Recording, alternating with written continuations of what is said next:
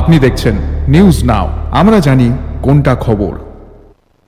2023-24 के मुकाबले 2024-25 में क्राइम में 8.3% की कमी आई है। राज्य के पुलिस महानिदेशक अनुराग धांकर ने गुरुवार को एक प्रेस कॉन्फ्रेंस में कही, राज्य में अभी सजा की दर 31% है।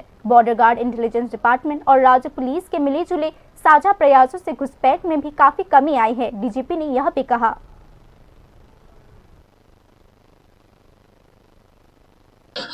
गत वर्ष 2025 में टोटल क्राइम जो रिपोर्ट हुए हैं वो 3698, दैट इज इन 2025,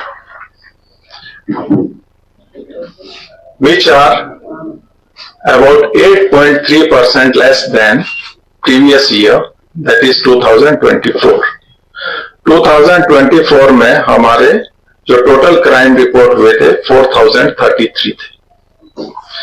तो इस तरह से करीब 8.3% की कमी आई गत वर्ष में as compare to previous year so far as crimes in northeast. It is very, because recently you might have seen कि आसाम पुलिस ने अपना एक वो निकाला था कि हमारा 26% हो गया कन्विक्शन रेट। तो हमारा जो है नॉर्थ ईस्ट में हमारा अच्छा है।